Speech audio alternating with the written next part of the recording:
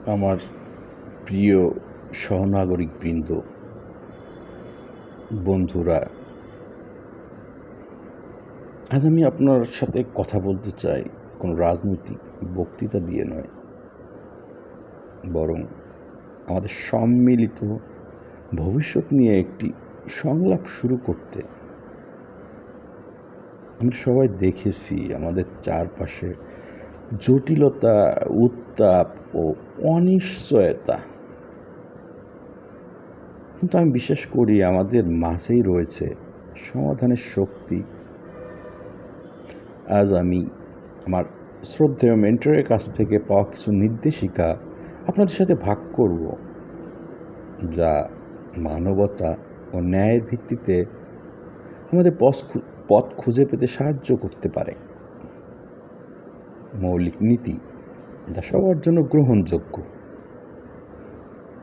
প্রথম এবং সর্বাগ্যে আসুন আমরা কিছু সর্বসম্মত নীতিতে একমত হই।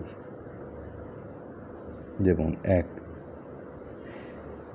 দেশ প্রথম, কিন্তু মানবতা তার চেয়েও বড়।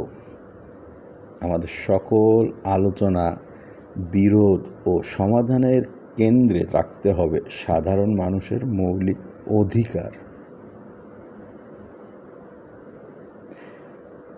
রুটির দাবি, সম্মান, নিরাপত্তা ও ন্যায় বিচার। রুটির দাবি, সম্মান, নিরাপত্তা ও ন্যায় বিচার। 2, সংলাপই একমাত্র পথ। আমরা ভিন্ন মত পোষণ করতে পারি, কিন্তু সংলাপ ও শান্তিপূর্ণ বিতর্কের মাধ্যম ছাড়া কোনো স্থায়ী সমাধান আসে না। আসুন আমরা শত্রু মিত্র এর জায়গায় সহনাগরিক এর ধারণা শক্তিশালী করি। স্বচ্ছতা, নাম্বার 3, স্বচ্ছতা ও জবাবদিহিতা।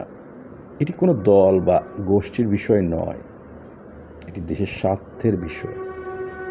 প্রতিটি প্রতিষ্ঠান, প্রতিটি নীতির স্বচ্ছতা আমাদের সকলের আস্থার ভিত্তি। বৈদেশিক নীতির দিক নির্দেশনা, সহনশীল ও গ্রহণযোগ্য পথ। আমাদের বৈদেশিক নীতির ক্ষেত্রে আমাদের কৌশল হওয়া উচিত স্মার্ট ও ভারসাম্যপূর্ণ কূটনীতি। আমাদের সার্বভৌমত্ব ও জাতীয় স্বার্থে আপোষ না করে আমরা এমন কূটনৈতিক পথ বেছে নিতে পারি যা আমাদের প্রতিবেশী, আঞ্চলিক শক্তি ও বৈশ্বিক অংশীদারদের সাথে সম্মানজনক ও পারস্পরিকভাবে উপকারী সম্পর্ক বজায় রাখে। অর্থনৈতিক কূটনীতিকে অগ্রাধিকার। বাণিজ্য, বিনিয়োগ, প্রযুক্তি ও সংযোগের মাধ্যমে সম্পর্ক শক্তিশালী করা, এতে সব পক্ষের লাভ। স্থিতিশীলতার জন্য বহুপাক্ষিক অংশীদারিত্ব। আমরা কোনো একটি নির্দিষ্ট গোষ্ঠীতে আবদ্ধ না থেকে বিভিন্ন আঞ্চলিক ও বৈশ্বিক ফোরামে সক্রিয়ভাবে আমাদের কণ্ঠস্বর তুলে ধরে বিশ্বাস গড়তে পারি। আমাদের অবস্থান হবে স্পষ্ট, কিন্তু ভাষা হবে কূটনৈতিক ও সম্মানজনক। নরম শক্তির ব্যবহার। আমাদের সংস্কৃতি, সাহিত্য, উন্নয়নের মডেল ও মানব সম্পদ নিয়ে বিশ্বে ইতিবাচক ভাবমূর্তি তৈরি করা।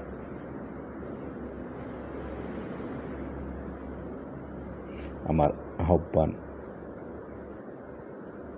এটি শুধু নীতির কথা নয়, এটি আমাদের ব্যক্তিগত ও সমষ্টিগত দায়িত্বের কথা। আসুন আমরা নিজেদের পরিবার, সম্প্রদায় থেকে শুরু করে সহনশীলতা, শ্রদ্ধা ও সংলাপের চর্চা করি। আসুন আমরা তথ্য যাচাই করি, গুজব প্রতিহত করি এবং নির্মাণাত্মক অর্থাৎ রাইজিং যে কনস্ট্রাকশন আলোচনার অংশ নিই। আসুন আমরা আমাদের নেতৃত্বকে জবাবদিহিতার জন্য চাপ দেই, কিন্তু শান্তি ও গণতন্ত্রের পথে থাকি।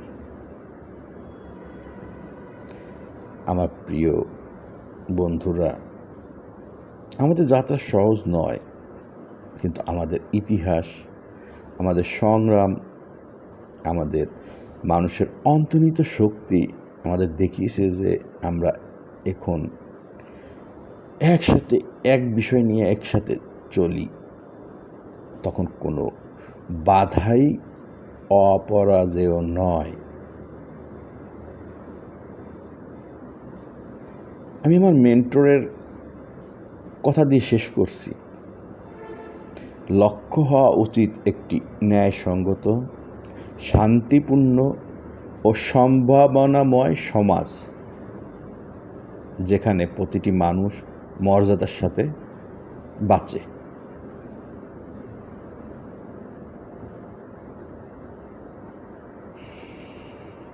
এই লক্ষ্যই আমি কাজ করব এবং আমি জানি আপনিও আমার সাথে আছেন। ধন্যবাদ।